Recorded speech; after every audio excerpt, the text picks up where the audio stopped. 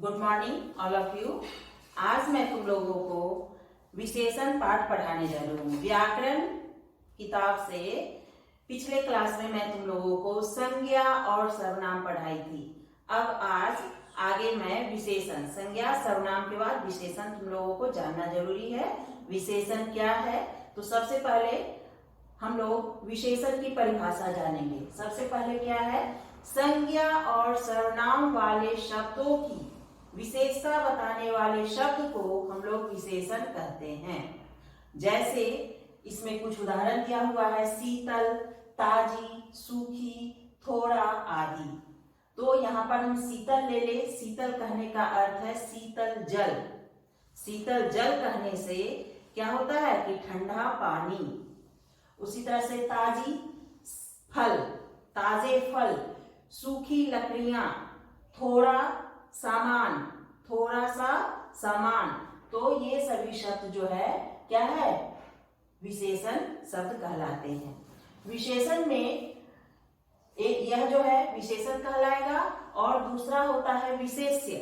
जैसे यहाँ पर हो गया शीतल जल, तो जल हो जाएगा विशेष्य और दूसरा शीतल जो है वह विशेषण है। विशेषण शब्द किसे कहते हैं? फिर से एक बार, संज्ञा और सर्वनाम वाले शब्दों की विशेषता बताने वाले शब्दों को विशेषण कहते हैं। संज्ञा और सर्वनाम शब्दों की विशेषता, कोई खासियत होता है। कोई भी सामान ले लो, जैसे ये किताब ले ले, ये व्हाइट बोर्ड ले ले, या कुछ भी सामान का नाम तो होता ही है, उसे हम लोग संज्ञा कहते हैं। और संज्ञा के बदले जो शब्द प्रयोग किए जाते हैं उसे सर्वनाम कहते हैं।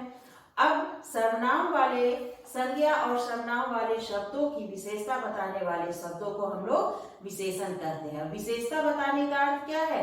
उसमें क्या खासियत है, क्या अच्छाई है, क्या गुण है, क्या दोष है, क्या वह कैसा है, वह अच्छा है या बुरा है, वह गोरा है या काला है, उसकी संख्या क्या है, वह कितने नंबर है। ये सभी शब्द जो है विशेषण शब्द कहलाते हैं।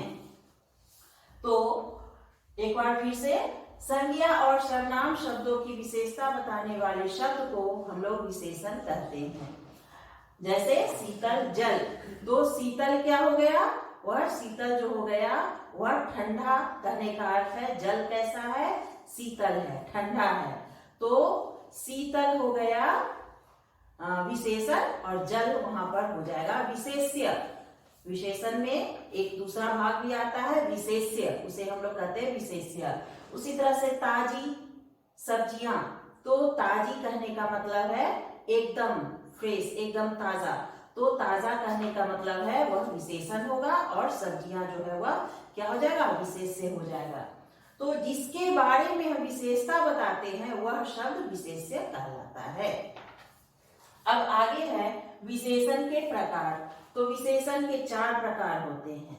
सबसे पहले गुणवाचक विशेषण, दूसरा परिणामवाचक विशेषण, तीसरा संख्यावाचक विशेषण और चौथा सार्वनामिक। तो इसमें जैसे अब एक एक करके हम लोग जानेंगे। जैसे यहाँ पर दिया है गुणवाचक विशेषण, तो गुणवाचक विशेषण कहने का अर्थ है, गुणवाचक विशेषण जब किसी संज्ञा या सर्वनाम शब्दों का गुण, दोष, अच्छाई, बुराई आदि का पता चलता है उसे हम लोग गुणवाचक विशेषण कहते हैं। जैसे तुम लोगों के बुक में भी ये बहुत अच्छी तरह से बताया हुआ है। जैसे किसी का रंग काला होता है, किसी का रंग गोरा होता है। तो काला, गोरा, आकार हो गया, कोई गोल होता है, कोई सामान गोल होता है, कोई चौकोर होता है, कोई लंबा होता है तो कोई छोटा होता है। तो ये सभी क्या हो जाएंगे? ये सभी गुणवाचक विशेषण में आएगा। जैसा वह सामान होगा उस तरह का वह जो है उसके बारे में हम लोग बताएंगे। तो जैसे गोरा हो गया, तो कोई आदमी गोरा होता है, कोई काला होता है, कोई गेहुआ रंग का होता है। उसी तरह से तो इसमें बहुत सारे शब्द जो है, जैसे है शांत वातावरण, तो शांत क्या हो जाएगा? वातावरण शांत, इन्वायरमेंट जो है वो शांत। शांत है, तो वातावरण वहां पर विशेष से हो जाएगा और शांत जो है वह विशेषण हो जाएगा। अब आगे हम लोग दूसरा विशेषण, इसका एक दो और उदाहरण लेते हैं। जैसे यहाँ पर फूल, लाल फूल, क्या है? लाल फूल, पीला फूल, सफेद फूल, ये सभी कहने का अर्थ है कि फूल की विशेषता बता रहा है कि वह लाल है, पीला है, हरा, लाल है, पीला है, सफेद है, ये सभी फूल की विशेषता हो जाएगी और फूल हो जाएगा वहां पर विशेषण। उसी तरह से इसमें गुणवाचक विशेषण में कोई सुखी, जैसे यहाँ पर सुखी है, सुखी लिखा है, तो सुखी कहने का मतलब सुख से सुखी बना है। सुख जो है एक संज्ञा शब्द है और सुखी कहने का मतलब वह जो है उसका दो गुण बता रहा है, वह बहुत ही सुखी व्यक्ति है। तो ये सभी क्या कहलाएंगे? ये सभी सुखी विशेषण कहलाएंगे। तो इसी तरह से आकार हो गया, लंबा, छोटा, मोटा, ऊंचा, ये सभी क्या हो जाएंगे? ये सभी गुणवाचक विशेषण के उदाहरण हो जाएंगे। अब आगे है परिणामवाचक विशेषण। परिणामवाचक विशेषण, परिणाम कहने का मतलब है मात्रा। किसी चीज का कोई मात्रा ले लो, थोड़े से ले लो, ज्यादा मात्रा में ले लो, तो वह कहलाता है परिणामवाचक विशेषण। अब परिणामवाचक कहने का मतलब जो तौल वाला सामान हो, जैसे 1 किलो चावल, 2 किलो आटा, 1 लीटर तेल, ये सभी जो है परिणामवाचक विशेषण में आएगा। परिणाम करने का मतलब है माप तौल वाला सामान, 1 किलो, 2 किलो, 4 किलो, ये सभी जो है परिणामवाचक विशेषण में आएंगे। या 1 दर्जन, 2 दर्जन, ये सभी जो है परिणामवाचक विशेषण में आएंगे।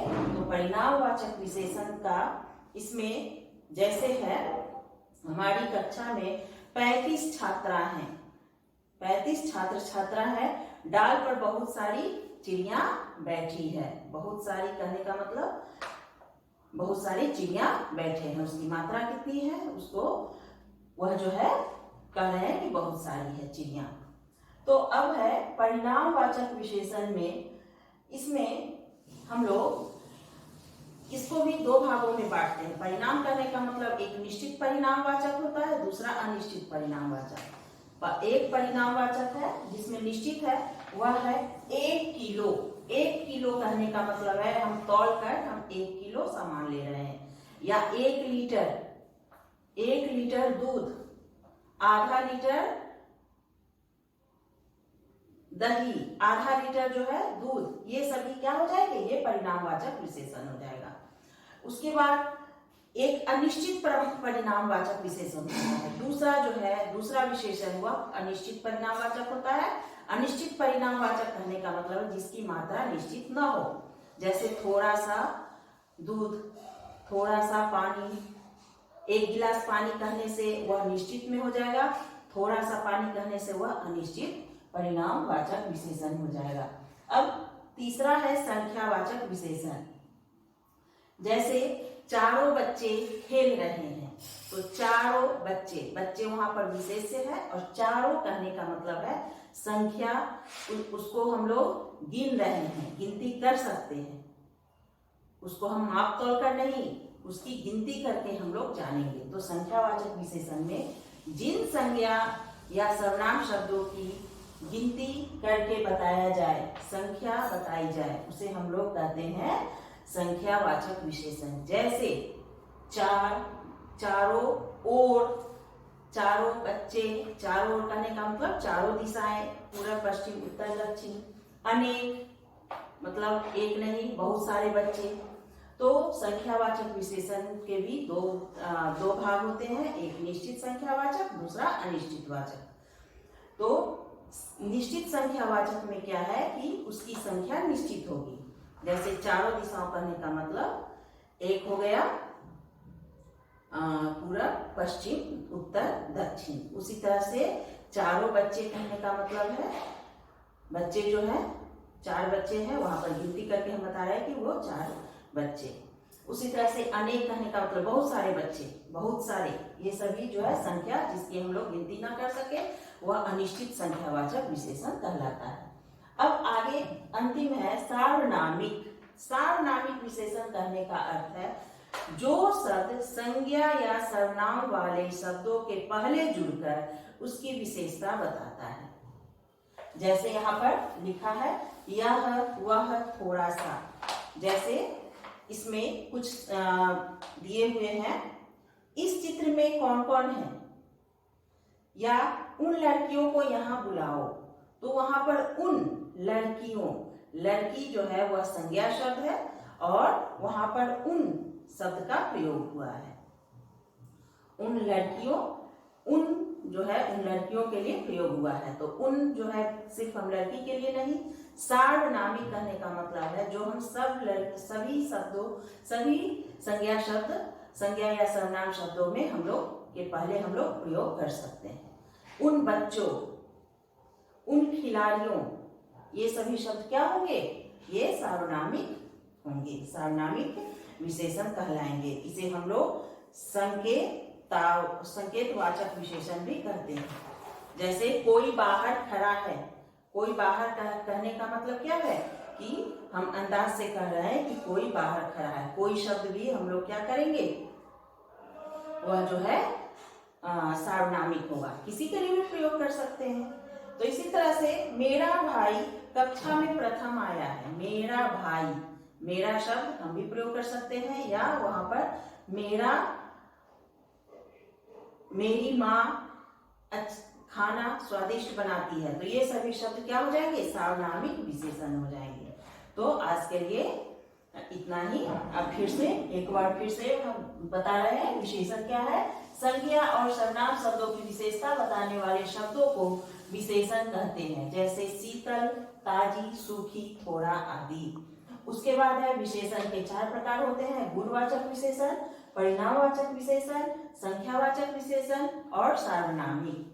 तो तुम लोगों के बुक में बहुत सारे विशेषण वाले शब्द दिए हुए हैं संज्ञा शब्दों से विशेषण बनाने का। तो इसमें जैसे है धर्म, धार्मिक, सप्ताह, साप्ताहिक, पंजाब, पंजाबी। इस तरह से तुम लोग इसे याद करोगे। फर्स्ट पेज जो है वो विशेषण वाले शब्द दिए हुए हैं, उसे तुम लोग बुक से याद करोगे और इसे कॉपी में लिखोगे। आज के लिए इतना ही। धन्यवाद।